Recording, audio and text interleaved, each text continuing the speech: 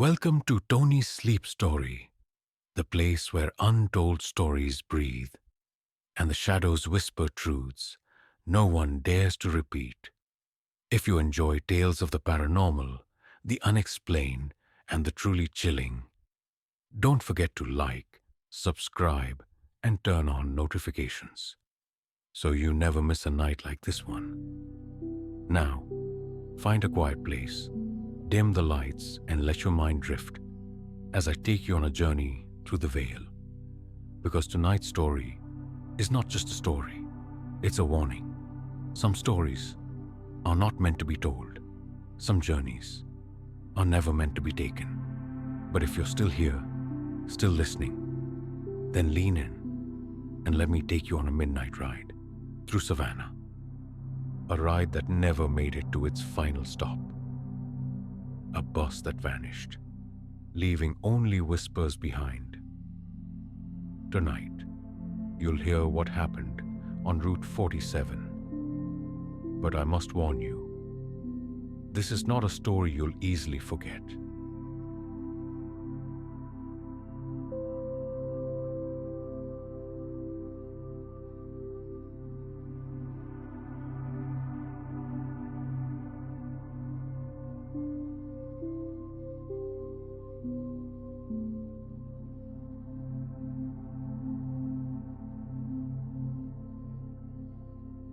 Part 1. The Cursed Bus Ride. Savannah, Georgia. October, midnight. The kind of night where the mist hugs the ground and even the street lamps flicker like they're holding their breath. Clara Monroe had stayed too late at the art studio again. She was a final year student at SCAD, Savannah College of Art and Design, and deadlines had a way of making her forget time. That night, she'd been sketching alone in the quiet halls, the silence only broken by the scratching of her pencil and the occasional creak of old wood shifting in the cold. By the time she stepped outside, the campus was deserted. Her phone was dead. Her Uber app wouldn't open, and her only option was the night bus, Route 47. She hesitated at the corner of Whitaker and Gaston, where the street curved under a canopy of moss-draped oaks. The bus stop sign looked rusted, half forgotten, like no one had used it in years. But at 12:17 a.m., a pair of headlights cut through the fog. The bus was old, older than any she'd seen in the city.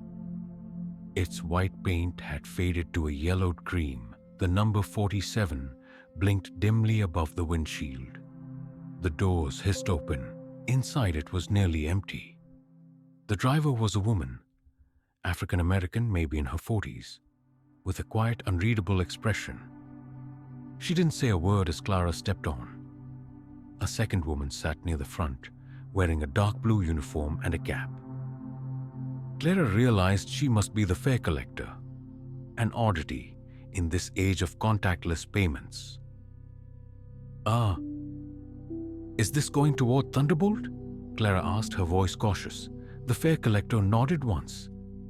It'll take you close. Get off at Ashburn Hollow. That's the last stop. Clara dropped a few coins into the box. No beep, no sound. Just a metallic clink that seemed to echo too long in the silence.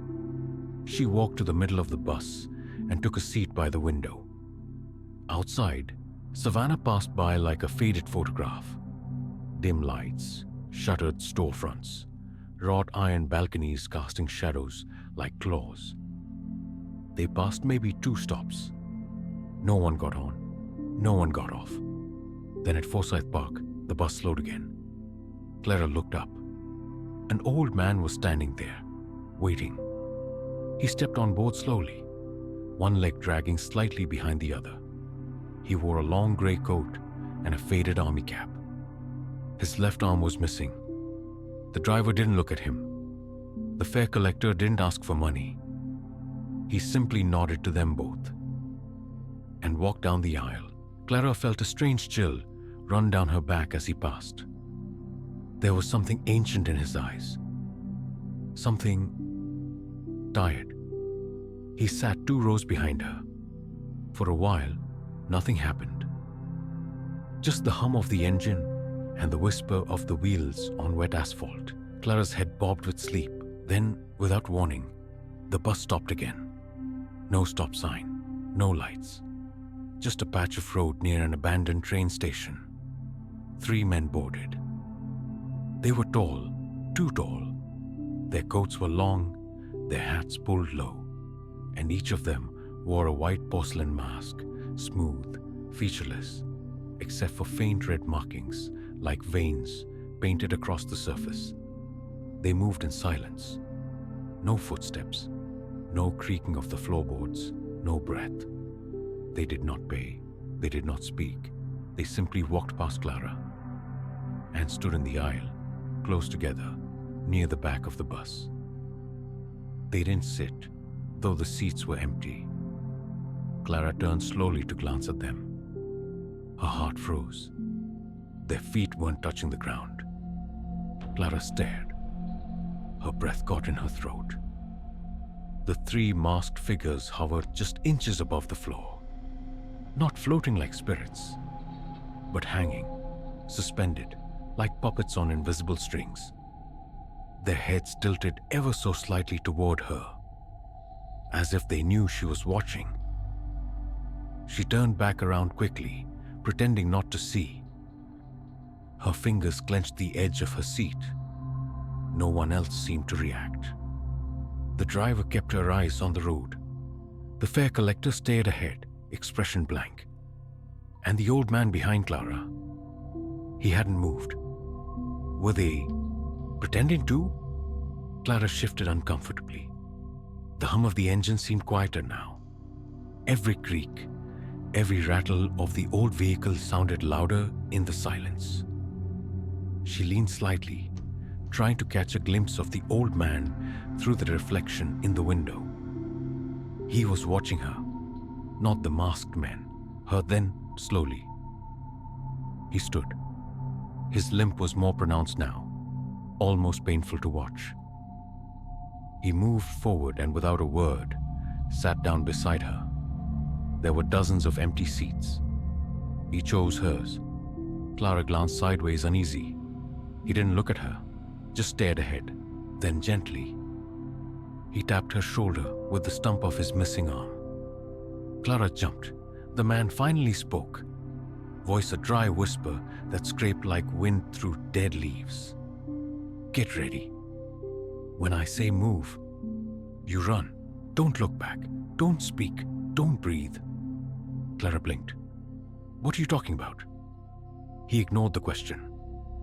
His one hand reached into his coat, and she saw the glint of an old dog tag. Military issue, worn with age. He looked straight ahead again.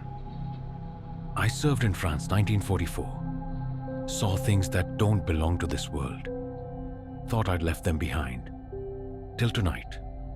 She wanted to ask more. But before she could, the bus jolted. It wasn't a bump. It was as if something heavy had landed on top of it. Clara's head snapped toward the ceiling. Thud. Another. Then a dragging sound. Like something with claws was crawling along the roof. The lights flickered. The fare collector turned her head slightly, as if she heard it too, but made no move to react. Then one of the masked figures began to twitch. Its head jerked unnaturally to the side. The porcelain mask cracked slightly at the edge. A black liquid seeped out, thick and slow, oozing down its neck like ink. Clara gasped. The old man gripped her wrist tightly. Now, without thinking, she stood. The man pushed her forward toward the front of the bus. She stumbled past the fare collector, who now turned to face her, eyes dull, like a porcelain doll. The driver didn't even blink. The doors were still closed. "Driver, stop the bus," Clara shouted. Nothing. "Let me out." Still nothing. Then the old man reached forward and yanked the emergency brake.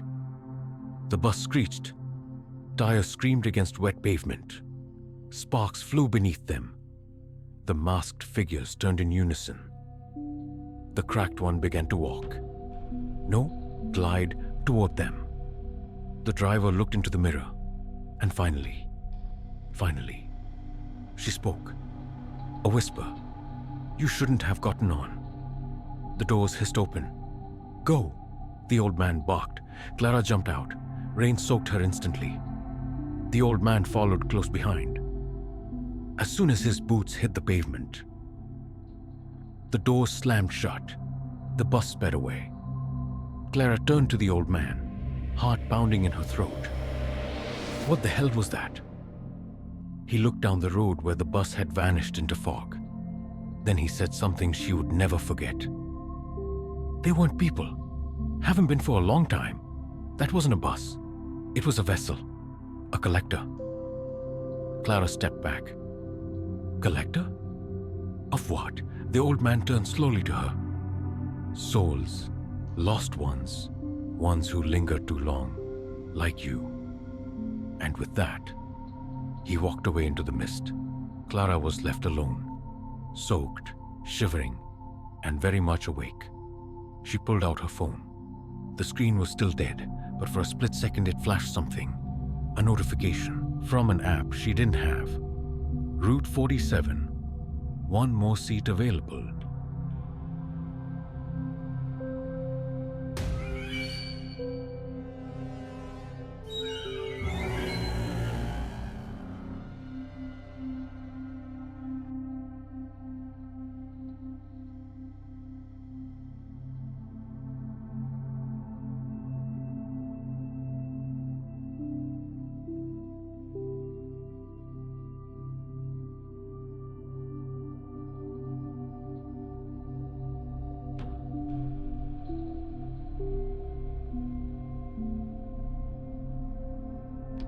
Part 2.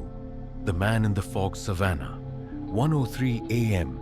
The rain had stopped, but the fog was thicker now. Heavy. Too heavy. Clara stood motionless on the sidewalk, soaked to the bone. Her breath came in shallow puffs, visible in the cold, damp air. Behind her, the road was empty. No sign of the bus, no headlights, no tire tracks, nothing, just silence. And then, a voice. "You got off the bus." It came from the shadows near a wrought iron gate, a voice like gravel, rough and dry. Clara turned slowly. A man stood there, half hidden in the mist. He wore a long, dark coat and a wide-brimmed hat. His face was hard to see, but his eyes were sharp, glinting like steel under the flickering street lamp. She took a step back. "Who are you?" He didn't move. "You saw them, didn't you? The ones with the masks." Clara hesitated. Every instinct told her to run, but curiosity pinned her feet to the wet pavement. "What are they?" The man exhaled slowly. Smoke curled from his lips, but he wasn't holding a cigarette. "They're not spirits, not demons, not from any book you've read." He paused. "They're collectors." The word echoed, just like the old man had said. "What do they collect?" she whispered. The man looked at her, eyes unreadable. "Passengers, lost ones, the kind that no one would miss if they disappeared. People who wandered too far, stayed too late, asked the wrong questions." He tilted his head. "Like you." Clara's stomach turned. "Why me?" The man took a step forward. The fog shifted, revealing more of his face. A long scar ran from his ears to his jaw. "Because you were supposed to get on that bus and never get off." He paused again. But someone interfered. Clara remembered the old man, his limp, his haunted eyes. "Elias," she said. "That was his name, I think. The old soldier." The man's expression didn't change. Elias Grant died in 1971, buried in Bonaventure Cemetery. Section C. Clara shook her head. Number, he was real. He talked to me, pulled me off that bus. then you've already seen too much. Suddenly, Clara felt the air change. The hairs on her arms rose. From the mist behind her came the sound of footsteps, but not normal ones. They were uneven, wet, squishing. She turned and saw nothing. The man stepped closer. "We have to move," Clara hesitated. "Where?" "Somewhere they can't follow. Somewhere old." She didn't understand, but then the footsteps grew louder, and this time something moved in the fog. A figure, tall, thin, wrong in its proportions. Its limbs bent in ways they shouldn't. A white mask, cracked down the middle, floated above its neck like it wasn't attached. The man grabbed her wrist. "Come on!" They ran, through narrow alleys, over broken cobblestone, past shuttered shops with names she didn't recognize. Clara's legs burned, her lungs ached, but the sound behind them never stopped, always just a few steps behind. Eventually, they reached a tall gate, rusted, ornate, and covered in ivy. The man reached into his coat, pulled out a strange iron key, and shoved it into a hidden lock. The gate creaked open. Inside was a graveyard. The cemetery smelled of damp earth and forgotten time. Thick Spanish moss hung low, brushing Clara's shoulders as she followed the stranger deeper inside. Marble angels, worn by rain and centuries, watched in silence. The fog seeped in between the graves like something alive, curling around tombstones, licking the edges of every shadow. "Where are we going?" Clara whispered. "Somewhere the bus can't reach," the man said without turning. "Not yet, anyway." They passed a crumbling mausoleum. Its doors were cracked open, revealing darkness too deep for just shadows. Vines snaked up its stone, blooming with white flowers that didn't belong to any season Clara knew. Then they stopped. The man pointed to a sunken grave beneath an ancient oak. The stone was faded, but Clara could still read the name: Elias Grant, 1923 to 1971. He fought for what others forgot. Clara felt her skin crawl. "I told you," the man said, voice low. "He's been dead a long time, but sometimes death ain't the end." She looked around. The wind had stopped. The mist didn't move. Everything felt paused. "What was that bus?" she asked again, desperate for answers. The man crouched beside the grave, running a gloved hand over the moss-covered stone. "It's older than Savannah, older than roads. Just wears a new shape now. Sometimes it's a train, sometimes it's a ferry, sometimes it's just a door you shouldn't open. And the masked ones." He paused, then answered almost reluctantly. "They were passengers once, people who missed their chance to move on. Some refused death, some were taken too early. Either way, the bus doesn't let them go. It twists them, binds them." He stood brushing off his coat. "If you stay in this city tonight, it will find you again." Clara felt dizzy. "Why me?" "Because you saw it and lived." His eyes fixed on hers. "It won't forgive that." Suddenly, a sound broke the stillness. Not footsteps this time, not wind. It was a bell, a soft ding, distant but clear, like the sound a bus makes when it's arriving at its next stop. Clara turned toward the gate, and there it was.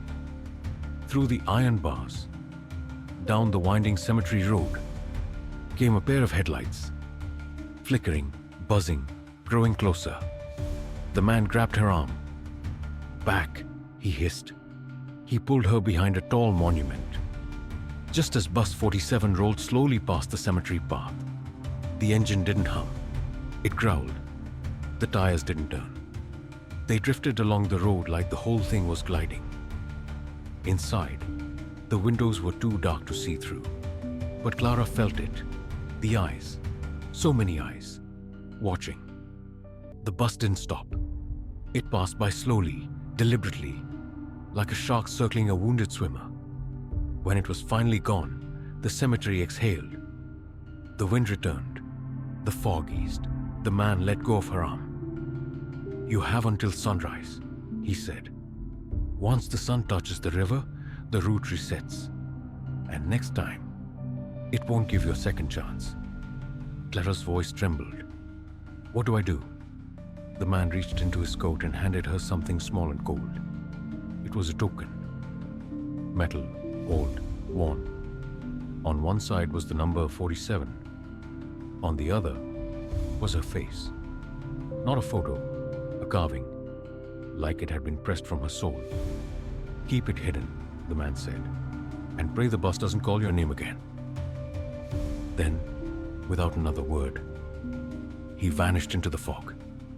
Clara stood alone in the graveyard. The token burned cold in her hand.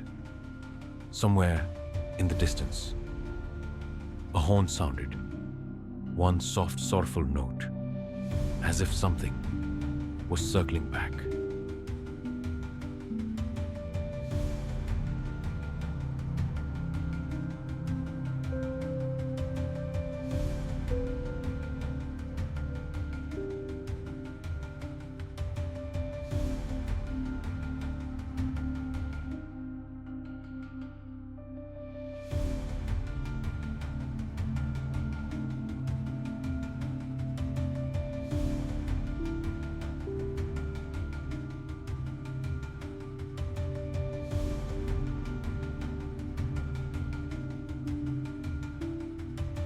Part 3. The house at the end of the lane, 3:21 a.m. Clara didn't remember how she got there. One minute she was standing in Bonaventure Cemetery, the cold token pressed tight in her palm. And the next, she was walking down a dirt road that seemed to stretch longer with every step. No street signs, no lights, just trees, gnarled, twisted, leaning in like they were listening. The fog had thinned, but something thicker clung to the air. A silence that wasn't natural.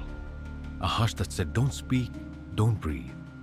And whatever you do, don't turn around." And then she saw it. At the very end of the lane stood a house, old, 2 stories, wooden shutters closed tight, porch sagging like it carried secrets too heavy to hold. It was the kind of house you'd see in an old photo. Black and white, faded edges, something unsettling you couldn't name. Clara hesitated at the gate. There was no reason to know this, but something in her bones told her this was where survivors go, if there were any. The mailbox was rusted shut. The name was barely visible beneath the grime, but she could just make out the letters. A. Morrow. She stepped up to the porch. The wood creaked beneath her feet like it hadn't felt weight in years. Clara raised her hand to knock. Before she could touch the door, it opened. A woman stood in the shadowed doorway. She was old but not weak. Tall, sharp eyes. A silk robe clung to her like a second skin. Her hair was long and silver, tied loosely at the back, and her voice, when she spoke, was smooth as polished stone. "You got off the bus." Not a question, a statement. Clara froze. "How did you—" The woman opened the door wider. "Get in, before it figures out where you are." Clara obeyed. Inside, the house was warm, but not inviting. The air smelled of dried herbs, old paper, and something faintly metallic. Candles burned in every room. Even though the lights worked, the furniture was antique, the wallpaper peeling. And yet, nothing felt abandoned. It felt watched. "Sit," the woman said, gesturing to a red velvet chair. Clara sat. "Your name?" "Clara Monroe." The woman murmured, almost to herself. "You shouldn't have been on Route 47. Not yet." Clara leaned forward. "What is it? That bus? Those things?" The woman smiled. but it wasn't kind. It's a route for the unresolved. People with one foot out of this world, whether they know it or not. Regret, guilt, trauma. It feeds on that. She walked to a tall cabinet and opened it. Dozens of bus tokens sat inside, each carved with a different face. It doesn't always kill. Sometimes it simply keeps. For years. For decades. Why? Clara asked. The woman shrugged. Some say it's not even evil, just hungry. She pulled one token from the shelf and held it up. Clara gasped. It was Elias. The woman nodded. He's been riding that bus a long time. Found ways to get off now and then. Help others. But he always gets pulled back in. She set the token down gently. It's the price you pay for interfering with its design. So how do I stop it? Clara asked, voice trembling. How do I keep it from coming back? The woman tilted her head. You can't. You were seen. Chosen. It doesn't forget. She stepped closer, eyes dark and knowing. But there's one thing you can do, if you're willing. Anything, Clara whispered. The woman knelt beside her and pressed something cold into Clara's hand. Another token. But this one was blank. Find out who it wants next. Give them the token. Let the root take them instead. Clara jerked her hand away. You want me to sacrifice someone? The woman didn't flinch. This isn't morality, Clara. It's survival. The root needs a passenger. It's always collecting. What if I refuse? The woman smiled again. Then you'll board again. Sooner than you think. Suddenly, the lights in the house flickered. The candles trembled. Somewhere in the distance, the faint sound of a bus horn echoed through the trees. The woman stood. You need to leave. Now it knows you're here. Clara stood shakily, the blank token burning in her palm. Where do I go? Back into town. Stay near people, churches, hospitals, places that have life. And Clara turned at the door. Don't trust every face you see. The woman's voice dropped to a whisper. Some of them are just wearing masks. Outside, the fog was waiting, but it felt different now, thicker, watching. Clara didn't run. She walked, slowly, carefully. Behind her, the house at the end of the lane closed its door. No lock clicked. It didn't need to.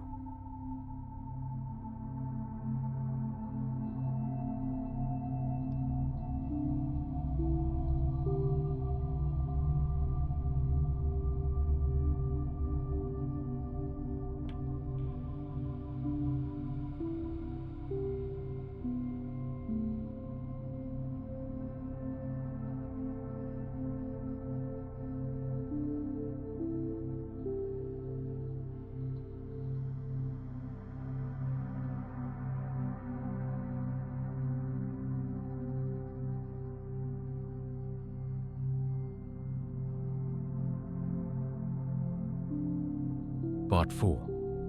When the bus comes back, 5:04 a.m. Downtown Savannah was still asleep. The cobblestone streets glistened from the earlier rain. Street lamps buzzed faintly. Shops were dark.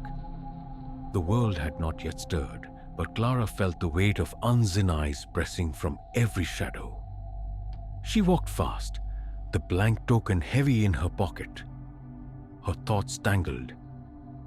How did it come to this? Less than 12 hours ago, she was sketching charcoal portraits in a quiet art studio. Now, she was marked by something ancient, something that collected people. She passed a diner just opening for breakfast.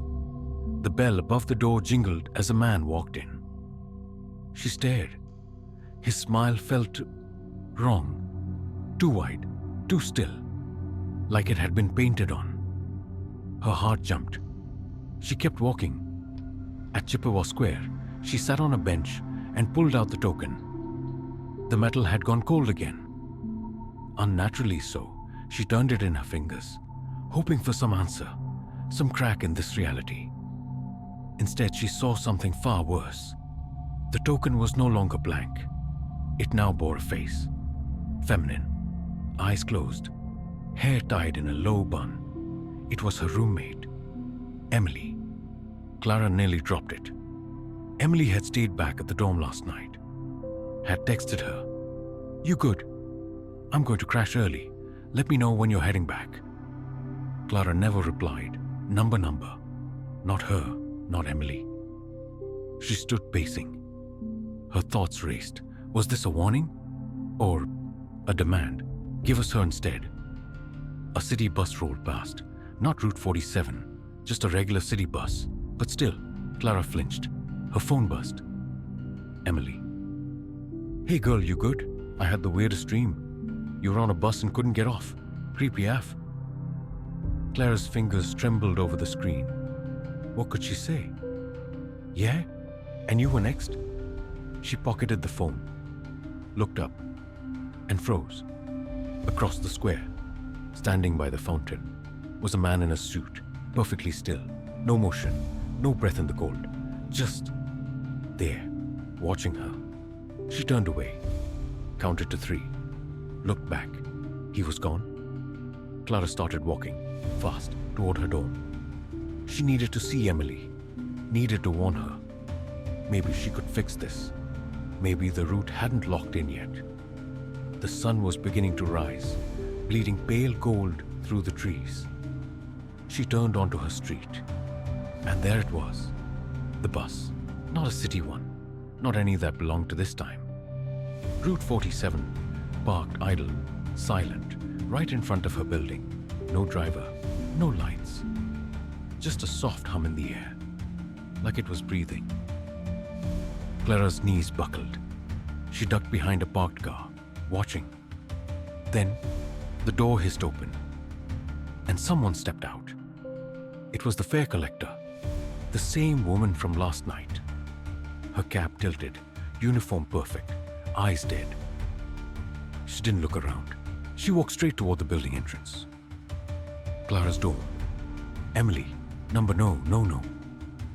Clara sprinted, up the side entrance, through the back stairwell. Her breath burned in her throat as she reached the 3rd floor. She burst into the room. Emily was asleep, peaceful, curled up under a blanket, headphones in, alive, still here. "Emily," Clara shouted, shaking her. Emily jerked awake, startled, pulled out her earbuds. "Jesus, Clara! What?" Clara looked around. The room was empty. No fare collector. No sound. No footsteps. Had she imagined it? Emily sat up, rubbing her eyes. "Girl, you look like hell." Clara grabbed her by the shoulders. "You can't leave today. Don't go anywhere. Don't get on any bus. Promise me." Emily blinked. "Okay. Are you okay?" Clara hesitated. Her fingers reached into her pocket. The token was warm again. She pulled it out. The face was fading, lines blurring, hair loosening. It wasn't Emily anymore. It was herself. A whisper curled inside her skull, like static behind the ears. "You've made no choice." "So we have." Her vision blurred. Outside the window, the bus was gone.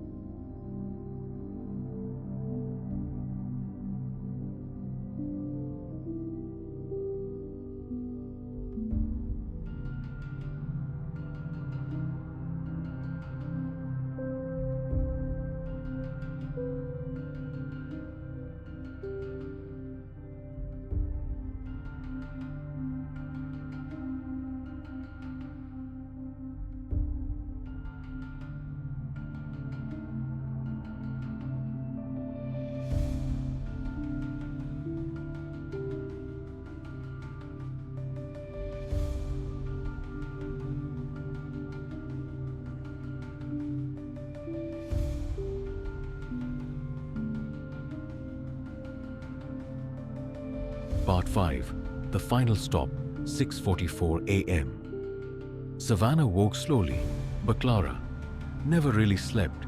She'd spent the last hour staring at the token, watching the face on it twist, fade, come back again. Sometimes it was hers, sometimes no one's. She sat in the student cafe, half a cup of coffee in front of her, untouched. Outside, the city stirred like a creature still drowsy from dreams, but the dreams weren't over for Clara. They were just beginning. "I can't run forever," she whispered. She knew it. She felt it. The route had marked her. She had seen behind the curtain, and the cost of knowledge was weight, heavy and constant. Across the table, her phone buzzed again. Unknown. One seat left. Final stop approaching. She dropped the phone, and then something clicked inside her. A thought. If it needs passengers, maybe I don't have to give it a person. Maybe I can give it a place. She rushed back to the house at the end of the lane. Sunlight fought through the trees.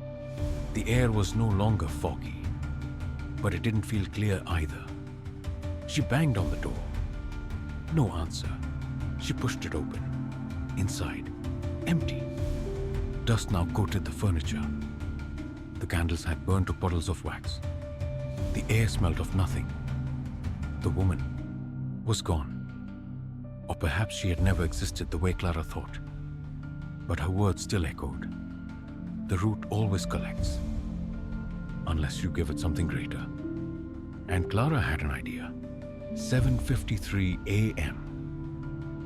She stood at the heart of the city, Telfair Square, where ley lines were rumored to intersect, and where an old abandoned trolley station sat, boarded up for decades.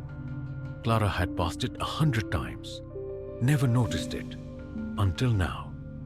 She placed the token on the ground before the locked doors, drew a circle in chalk she borrowed from her sketch kit, and inside it, she whispered, "This is the new stop." The wind changed. Every bird went silent.